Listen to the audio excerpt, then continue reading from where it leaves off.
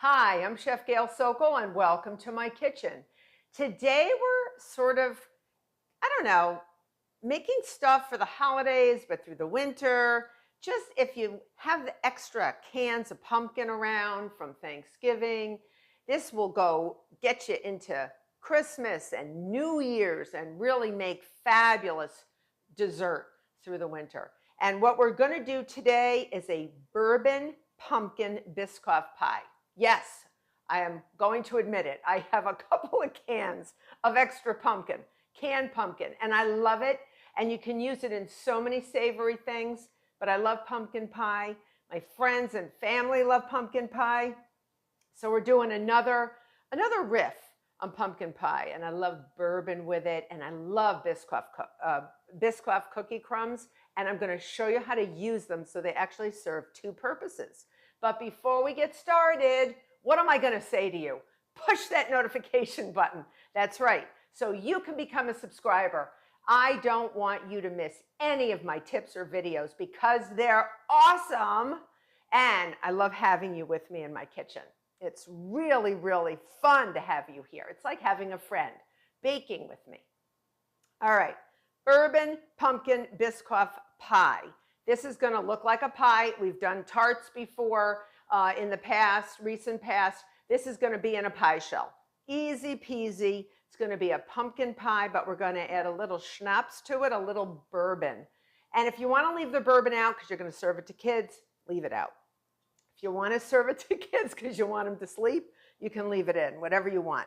I start my crust. This is a flaky pastry crust, flaky pie crust. You can use this for any type of pie you're going to make. It's amazing, and it works every time. So if you follow what I'm going to tell you. So in a food processor, you don't have to use a food processor. It's just a lot easier. You can use a pastry blender, or you can use a fork and a knife. But this is really, really helpful.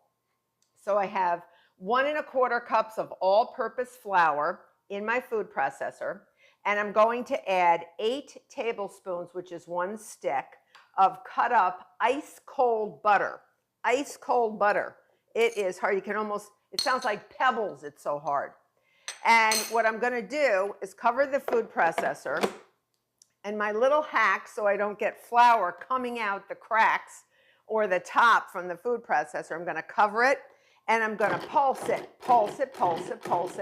maybe 8 to 10 times, maybe a little more, until the butter becomes pea-sized, like garden peas. That is the key to a flaky pastry crust, all right? This is what makes pie crust flaky. So remember how big those squares of butter were, about 1/2 inch or so. Now I have little tiny, here's a piece. Little itty bitty tiny butter pieces, okay? That's exactly what I want. Now my key ingredient, my secret, the thing that's going to help you roll out your pie dough, because a lot of people have trouble doing this, is some form of an acid, and it's got to be an edible acid. So I like to use anything from lemon juice. You can use actually vodka, no joke, because it really has no flavor, but it does provide acidity. I'm going to use apple cider vinegar, and I'm going to use 2 teaspoons. And that's just going to, really, you're not going to taste it, but it's going to help make the dough what's known as extensible amongst us bakers. And you can roll it out because it basically cuts down on the gluten formation. So it makes it a little bit less. It just it prevents the gluten from forming really tight. And the butter is very, very fatty, and that's also going to help prevent gluten from forming. So we would like 1/4 cup of ice water. And I made a lot of ice water. And you want to make sure you make extra because you never know when you're going to need more. Sometimes you might have added a little more flour, and sometimes you might need a little bit more. So I have about 1/4 cup, and I'm going to add that. All right. And I'm just going to whirl this around with my top until it sort of forms wet. Oh, I didn't think I needed it, but I did. My wet sort of forms moist clumps. It's not a very pretty word, clumps. And I'm feeling it's a little dry still. If you can hold it together and it really stays together nicely, mine's still a little crumbly. I didn't add all my 1/4 cup. I'm going to add the rest. And I'm just going to add only like a tablespoon at a time. I'm going to add another little bit of water, just maybe 2 tablespoons, because I can sort of tell. I've done this once or twice. I've done this like a gazillion times. I really want this to come together, but I don't want it to be a wet dough. You do not want a wet dough. This is perfect. So you can see here, this is the hard part, getting it off. Okay, so you can see here that the clumps are wet. I'm going to take my center portion out. Make sure you don't get hurt with this. No one wants to go to the ER during the holidays, okay? Or not on the holidays. And this is nice and wet, but it's not totally a dough yet. Get all of the good stuff out. Go all the way around, get everything out, okay? And I have some plastic wrap already made up, sort of 2 pieces, shingled on each other. And I'm not going to knead it. I'm just going to gather it. We're not making a yeast dough. We're just going to barely gather it so that the ball of dough encompasses every little piece of dough. Because the ball of dough, as you go around, is sort of like a snowball. It sort of gathers the snow. So I'm going to get my piece of plastic wrap, and we're going to give this a little bit of a rest. Don't worry, it's not going to be a long rest because we have a beautiful Bourbon pumpkin Biscoff pie to make. So I'm just going to wrap it, and I'm going to push it down to form a disc. Now at this point you have a choice. You can date it, label it, and freeze it. Or you can just throw it in your fridge for 30 minutes just to relax the gluten. Oh. And when you relax the gluten, along with that apple cider vinegar, you're going to get a really easy crust to roll out, all right? And it's going to be flaky as all get out because you're going to have little chunks of butter in it when we roll it out. You're going to see. So I am going to take the easier route. We're not freezing. We're going to refrigerate it. If you really want to be quick, throw it in your freezer for about 10 to 15 minutes, all right? And that's what I'm going to do. I'm going to put this in my freezer for about 10 minutes, and I will see you back to bake this blind. See you back. So my flaky pie crust has been chilling in the refrigerator. I actually put mine in the freezer for about 15 minutes just because, you know, you're with me, so we want to sort of get things going. I have preheated my oven to 350 degrees Fahrenheit because we are going to bake the pie crust blind. That means we are going to bake it without any filling in it to give it a little head start, because when we make a pie like a pumpkin pies are custard pies. They're thickened by eggs, and they tend to be, do you ever buy a pie crust in the grocery store? It's mushy on the bottom. Well, Chef Gail does not make mushy pie crust bottoms. So we are going to prevent that, and I'll show you how. So I'm going to unwrap my dough. All right. And you can see there's little bits of butter in there. I don't know if you can see it, but there are. And the little bits of butter are going to guarantee flakiness, because what that does is it actually creates spacers. Those little bits of butter are going to melt in the oven. They're going to be replaced by air, and the air is going to expand because it's going to turn to steam, because there's water in the dough. And when it turns to steam, it rises. So the dough, there's going to be like butter dough, butter dough, butter dough. This is what this looks like. And when the steam hits it, the steam helps to separate those layers. So you end up with, what's flakiness? It's just little layers of dough that are separated. And that's when you take that bite and it's crunch. It's delicious. So on a nicely floured work surface, and you know me, I don't like to use a lot of flour if you've been following me, but for a pie crust, it's different. Okay, so we want to get this nice and floured. And I'm rotating it every couple of rolls. I'm going to rotate it. And I'm going to try to get a circle. I'm going to try. And you can actually get a circle if you rotate about 45 degrees every couple of rolls, okay? Keep it circular. And this makes a 9-inch pie. So I have just a plain Pyrex 9-inch deep dish pie pan. And that's what I'm going to use today. Now I'm going to go over here for a second. Don't get upset. I forgot something, but my hands are all floury, so I want to grab my pastry brush because I forgot it. Because if you have a lot of flour, you want to get rid of it. So I'm going to keep rolling and rotating. Roll and rotate. Instead of rock and roll, bakers say roll and rotate. No, they don't. I say it. I say it. And you want to get it about, I would say, 1 to 2 inches wider than the diameter of your pie plate. And all pie plates are different. They come in all different sizes. When you say, oh, this is a deep dish 9-inch pie, and this is a deep dish 9-inch pie, they actually vary very much, I have found. So I'm just going to roll this out and get it a little bit more round. And look how nice this, and I could pick this up. This is really nice feeling pie dough. It's got just the right amount of liquid in it just to hold it together. And I see lots of bits of butter. So if I hold my pie pan upside down, okay, I can see it's about a little bit bigger than, about 1 inch or so bigger, but I want to get it a little bit more over there. And you're going to take a knife and cut around a little bit bigger than, remember, it's 3-dimensional. So you have to put it on the bottom and it's got to go up the sides. So we're going to put it here like this. Get a trusty knife, or you can also use a pizza wheel.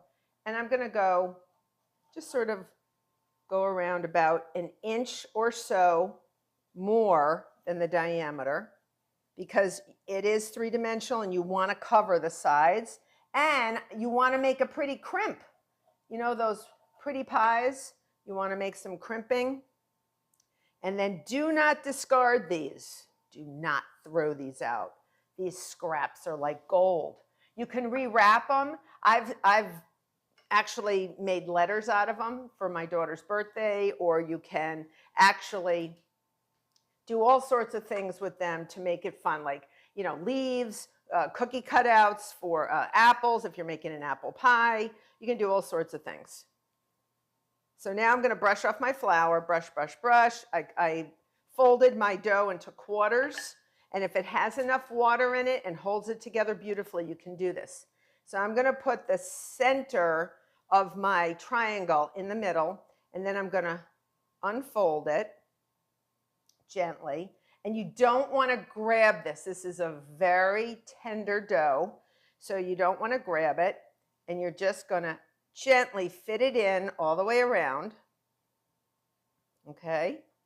Gently fit it in all the way around, and you can also move it around a little bit. Use your fingers to warm up the butter just a little so you can actually make it where you want it to go. All right? And now I see this is a little bit too big. So I'm just going to cut off the little bits that are too big. And then I'm going to crimp. I love crimping, okay? So if you have a little extra here, you see that? Tuck it under. Just like you're going to tuck a sleeve, fold it. Just tuck it under. Go around and tuck. Go around and tuck. But make sure you still have enough to go up the sides. So just go around and tuck. And then we have a lot of fun. Crimping is so much fun. I want you to have fun with it, because it's something not to be fearful of. I've had subscribers write to me and say, I can't make a pie crust. And they're, they sound like they're in tears. Even though they're words, they sound like they're very upset. And don't get upset. It's very easy to crimp a pie. So you just go around. You are in charge of your pie dough. Your pie dough is not in charge of you. And then what you do is, the easiest thing to do, you can do it many ways. Take your finger like this, and take another finger, your pointer finger like this. Just go like that, okay? It looks like a chicken talking to somebody, but it's not. And then you're just going to pinch like push in like that, and then pinch, and then go around, and then pinch, and then go around, pinch, and pinch. So you're going to end up, or you can even go like this, do it with the other hand. But you see what I've gotten? Sort of like a pinchy pinch, but they come out looking like little edges. Really, really pretty.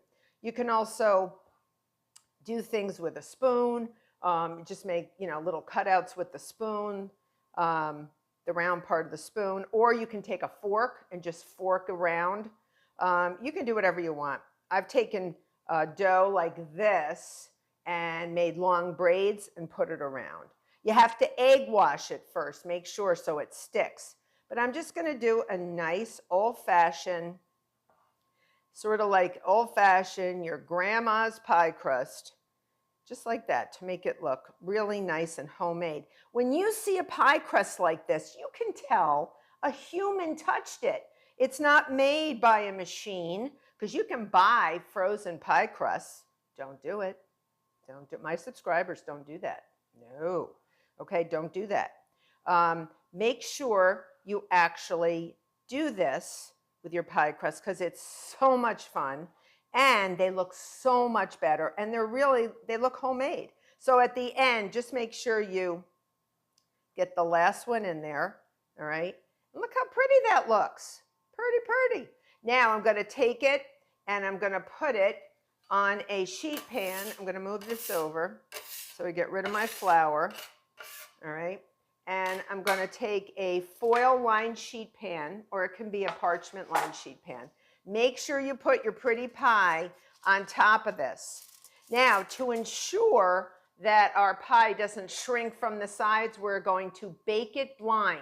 But if I really want to keep this and I don't want to bake it yet, I can take it like this and put it in my freezer. I can even, if it's really hot in your kitchen, you can even take this and put this in your refrigerator just till the butter firms up and the dough firms up, and then you can go ahead and bake with it. But I'm fine in here, so I think I'm going to continue. So I'm going to take a piece of parchment. I'm going to go down very carefully into the pie and the pie shell, and I'm just going to go around. I'm going to make sure I do not do anything with my beautiful crimping.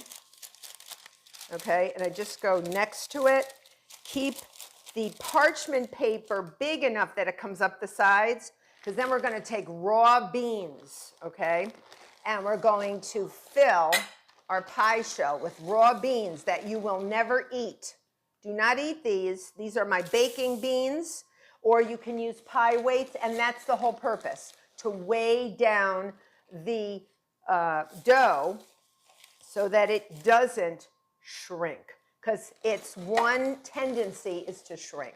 So we're not going to do that. Okay, so I tend to overfill my pie crust because I don't like shrinking. I have never had shrinkage. It sounds a little weird. And you also want your parchment paper big enough, because you don't want the beans to go into, be baked into the dough. All right, so you see this?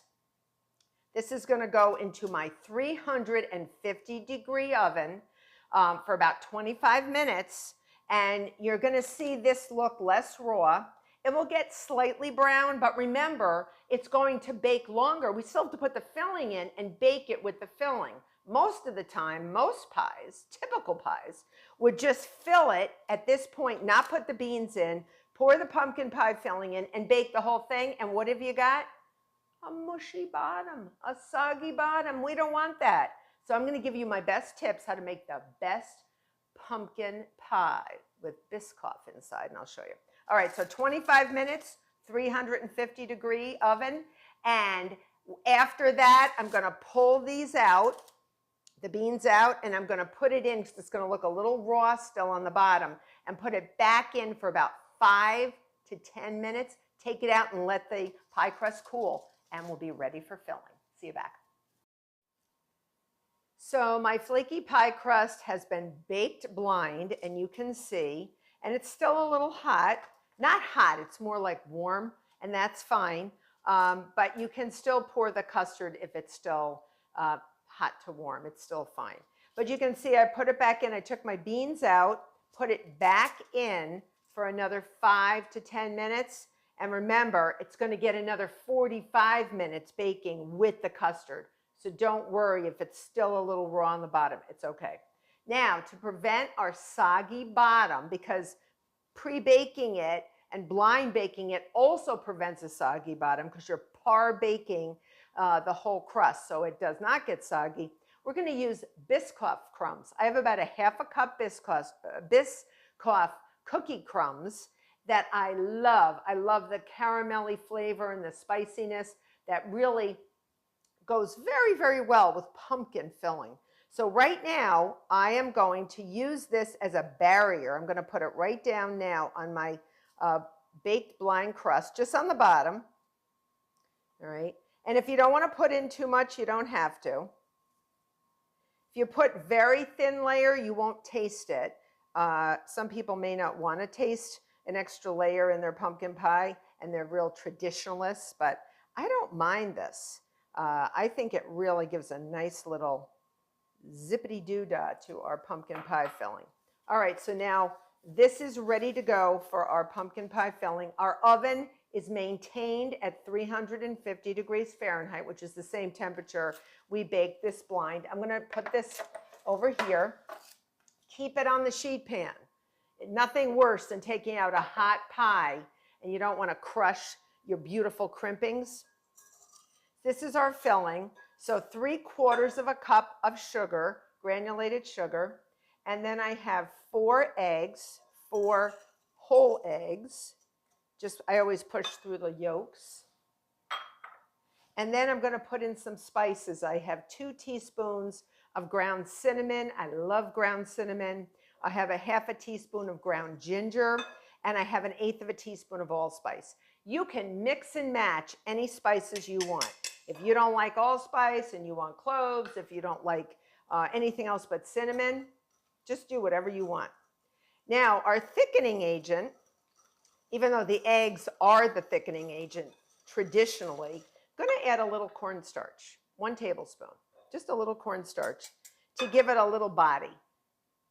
All right, and we are adding a teeny little bit of something special that will give it a little flavor, but it's also liquid, so the cornstarch will help bind everything. We're going to add a little bourbon. So 1 to 2 tablespoons, you do whatever you decide. If you want to leave it out, leave it out. But still use the cornstarch, it's fine. Now I'm going to get that going. You see that? Just eggy and spicy in there. Now I'm going to add 1 can, 15 ounces of canned pumpkin. Some people like to cook their own pumpkin and mash it. That's fine. You do whatever you want. You want about 15 ounces. All right, so I just took 1 can. All right, I'm just going to go around because I want to get every last bit of my beautiful pumpkin. All right, I don't want to lose any of it. Okay, all right. And then I put in 1/2 cup of heavy cream. It just adds a lot of richness and body to this. Some people put in evaporated milk into their pumpkin pies.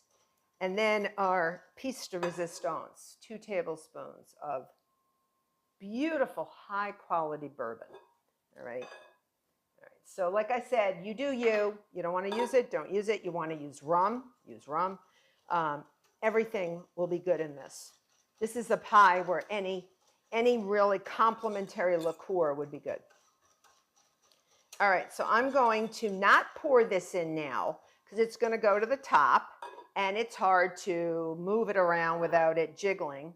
I am going to meet you at the oven in a second, and I'm going to put my crust halfway in, pull out my middle rack, and pour the filling in while it's halfway in the oven.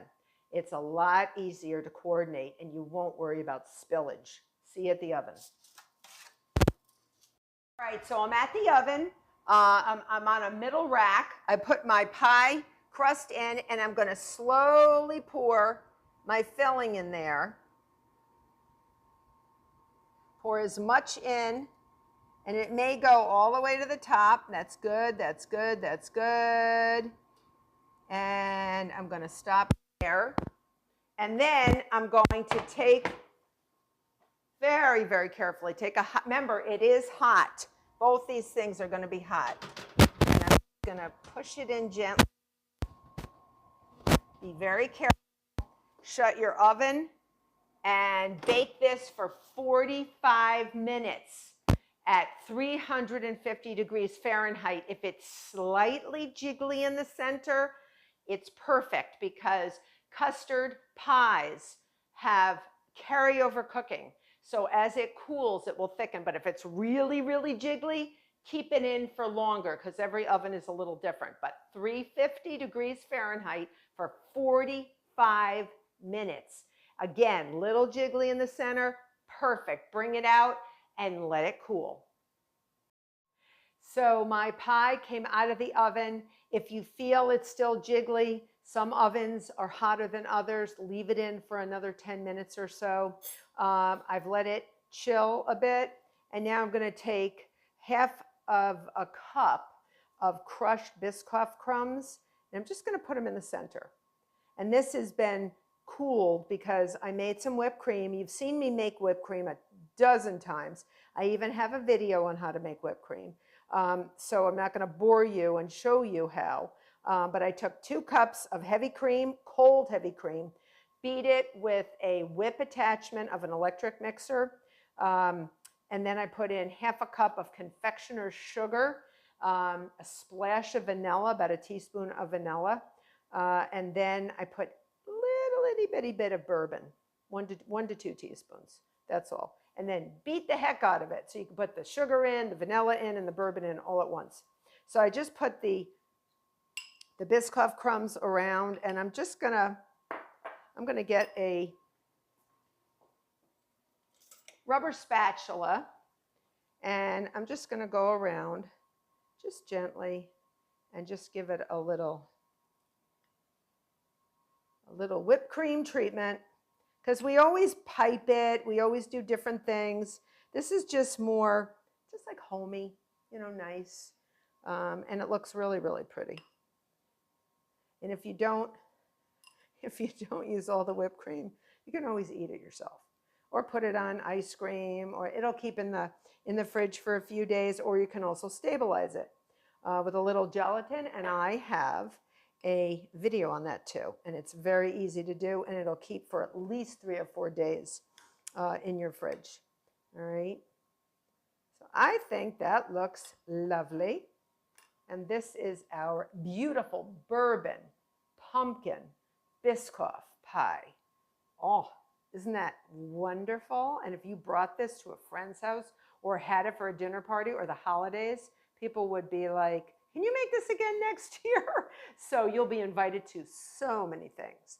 I hope you become a subscriber. Look on Instagram to see a great slice, and I'll see you next time.